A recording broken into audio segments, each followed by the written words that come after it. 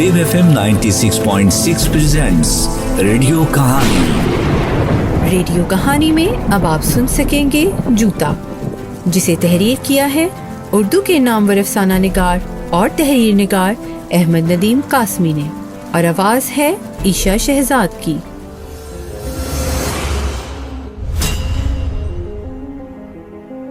करमू एक कवाल पार्टी में बरसों तक ताली बजा बजा कर ताल देता रहा।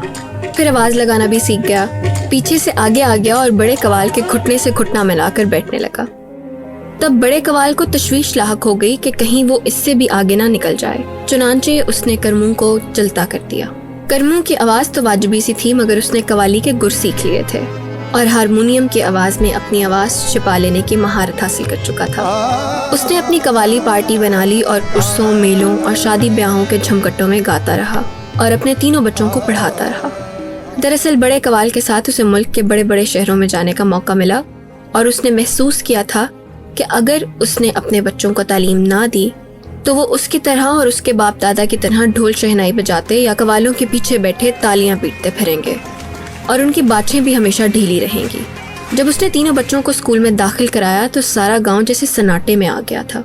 लोग कहते थे हजरत आदम के आसमान से जमीन पर उतरने से लेकर अब तक के जमाने का ये पहला मिरासी है जिसे अपने बच्चों को तालीम देने की सूची है।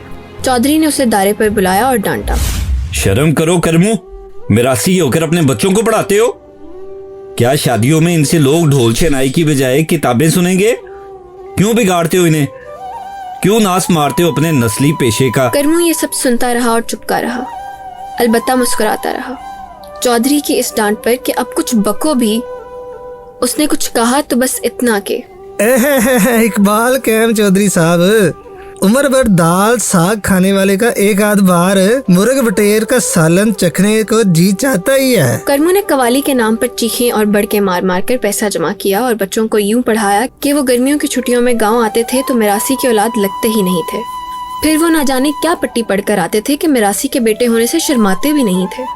फिर ये लड़के इधर लाहौर, काला शाह काकू और फैसलाबाद की तरफ मिलों में मुलाजिम हो गए और बाप को हर महीने इतना बहुत सा रुपया भेजने लगे कि करमू अपनी कवाल पार्टी तोड़कर घर में रहने लगा, साफ सुथरे कपड़े पहनने लगा और खैरात देने लगा।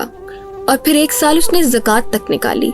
चौधरी ने ये सुना तो इतना हंसा कि उसकी आंखों से पानी बहने लगा।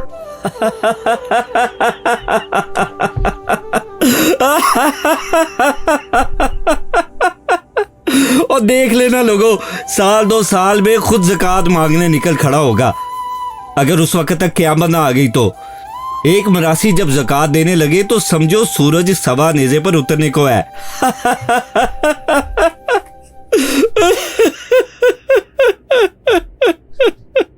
किसी ने करमू को चौधरी की ये बात बताई तो वो बोला, चौधरी क्यों खफा हो रहा है? मैंने उसे तो ज़कात नहीं भिजवाई, उससे भी देता, मगर अभी ज़कात लेने का हक नहीं बनता उसका। हौली हौली हकदार हो जाएगा, जमाना बदल रहा है। जिन लोगों ने करमू को चौधरी की बात बताई थी उन्होंने चौधरी को करमू की बात बताना भी जरूरी समझा। उस वक्त चौधरी शरबत पी रहा था। ये बात सुनी तो उसे उच्चू हो गया और शरबत उसकी नाक से बहने लगा। फिर एक रोज करमू गली में बैठा लोगों से गप हाँक रहा था। आय हाय हाय, मैं मरासी हूँ पर 3 बाबू लोगों का बाप भी हूँ, इसलिए जी चाहता है यहाँ गली में बैठने की बजाय एक पक्की बैठक बनवाऊं, उसमें पलंग और मुंडे बिछा दूं और तुम सबके साथ बैठकर दुनिया जहाँ की अच्छी अच्छी प्यारी प्यारी मीठी मीठी बातें करूं। बैठने के लिए चौधरी का दारा तो है, मगर वहाँ बैठता हूँ तो ऐसे लगता है जैसे सर के बल खड़ा हो गया हूँ। ये बात करके वो अपने घर गया, हुक्का ताज़ा किया, चिलम पर आग सजाई और कश लगाने के लिए चारपाई पर अभी बैठा ही था कि चौधरी की तरफ से उसे बुलावा आ गया। उसने दारे पर कदम रखा ही था कि 3-4 मस्टंडों ने उसे दबोच कर गिरा दिया और साथ ही चौधरी का पला हुआ मुंशी उसकी पीठ पर जूते बरसाने लगा। साथ साथ चौधरी उसे गालियां देता रहा और कहता रहा, बैठक बनाएगा, दारा लगाएगा मेरी तरह? 4 पैसे के आगे अपनी औकात ही भूल गया। लगाओ और लगाओ। करमू को इतने जूते लगे कि अगर किसी और को लगते तो वो गिनती भूल जाता, मगर करमू गिनता रहा। उसने अपने मिलने वालों को बताया, मैं तो गिनता रहा ताकि क़यामत के दिन खुदा के सामने जूतों का हिसाब चुकाने में मुझसे कोई गलती ना हो जाए। 62 लगे थे 62 पूरे लगाऊंगा खुदा के हुजूर इंशाल्लाह। 1 के 70 ना सही, चौधरी के लिए तो मेरा एक ही जूता बहुत है सारे जहां की मखलूक के सामने। उन्हीं दिनों वोट दर्ज हो रहे थे। वोट दर्ज करने वाले इस गांव में भी आए और करमू का वोट भी दर्ज करने लगे। तब उनमें से एक बोला, भाई तुम अपना नाम कर्मा बताते हो? कर्मा वल्द गामा, जात में राशि, पेशा गदागरी, यही है ना? ड्यूटी अफसर ने ये अल्फाज लिखे तो करमू बिगड़ गया। और नहीं साहब जी, मैं गदागर नहीं हूँ। गदागरी का एक पैसा भी मुझ पे हराम है। मैं तो उम्र भर अपनी मेहनत की कमाई खाता रहा। मेरे बच्चे पढ़ लिख गए तो ये भी मेरी मेहनत की कमाई है। अब वो मेहनत करते हैं और मेरी मेहनत का बदला चुकाते हैं। मैं तो अब ज़कात भी निकालता हूँ। फिर मैं गदागर कैसे हो गया? गदागरी इतनी सस्ती है तो चौधरी को गदागर लिखो कि किसान मेहनत करता है और चौधरी खाता है। चौधरी को खबर मिली कि करमू ने वोट दर्ज करने वाले के सामने उसे गदागर कहा है। उसे फौरन दायरे पर बुलाया और सब गांव वालों के सामने चौधरी ने अपने मुंशी से उसे जूते लगवाए। करमू को जूते लग रहे थे जब अचानक वो उठ बैठा और मुंशी की कलाई जकड़कर बोला, ओ बस 62 पूरे हो गए, मेरा कोटा मुझे मिल गया है।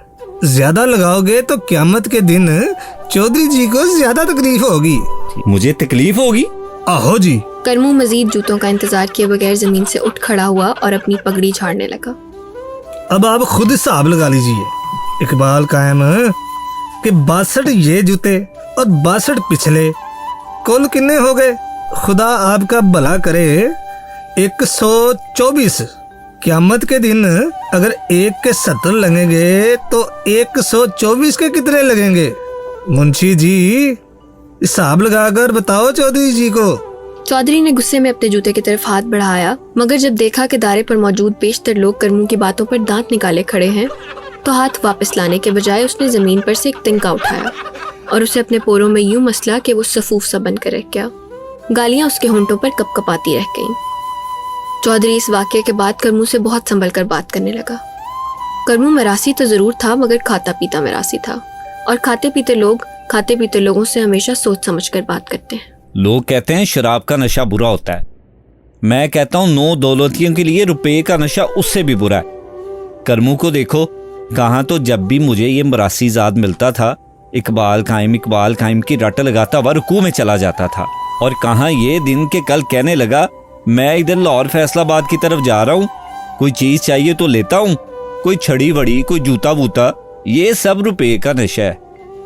सर्दियों के दिन थे। करमू चंद रोज अपने बेटों के यहाँ गुजार कर वापस आया तो उसने सुनहरे रंग का कंबल ओढ़ रखा था।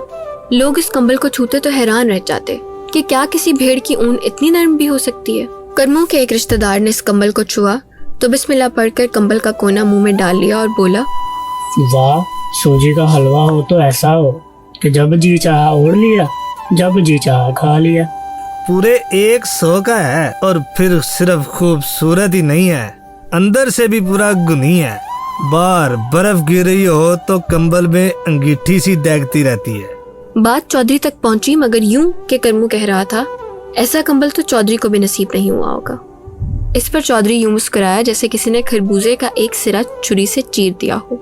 करमू के रुपये ने चौधरी को सियासतदान बना दिया था। एक दिन करमू कंबल ओढ़े चौधरी के दायरे की गली से गुजरा तो चौधरी अपने आदमियों के साथ बाहर बैठा धूप सेंक रहा था। करमू को बुलाया और उसके कंबल पर हाथ फेर कर बोला, कहाँ से मारा है?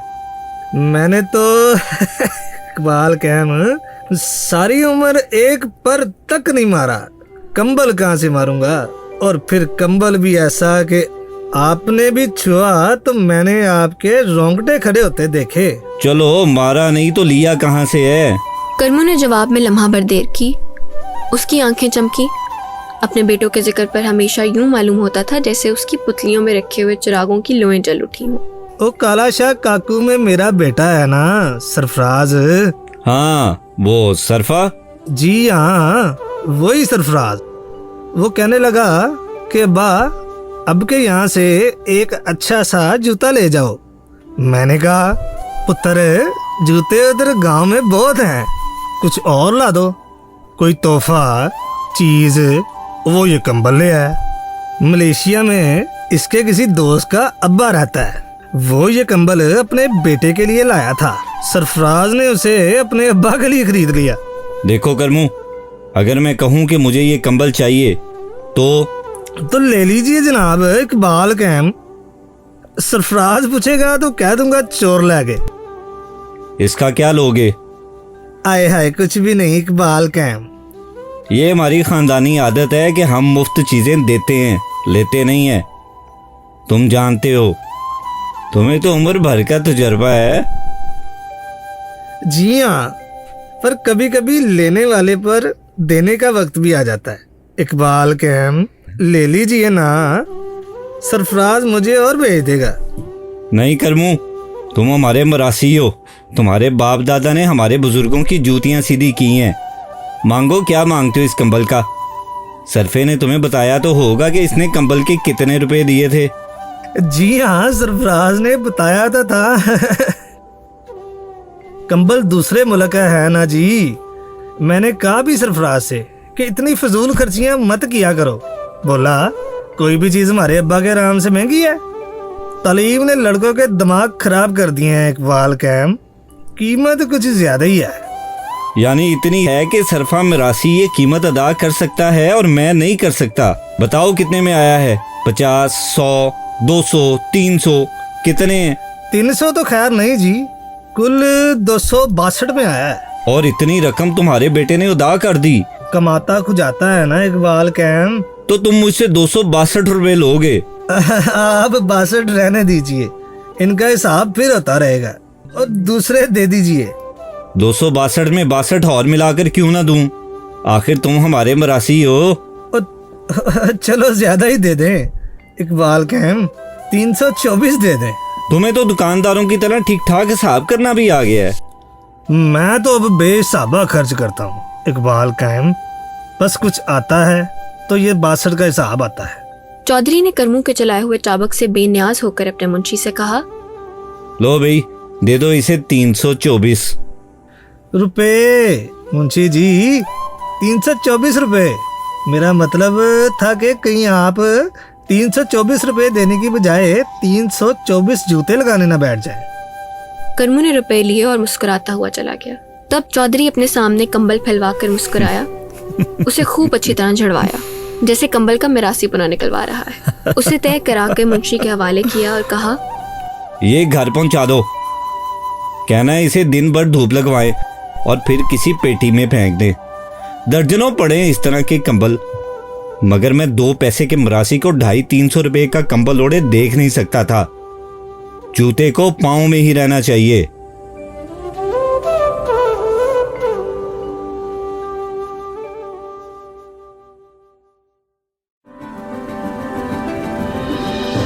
आप सुन रहे थे रेडियो कहानी में आज की कहानी जूता।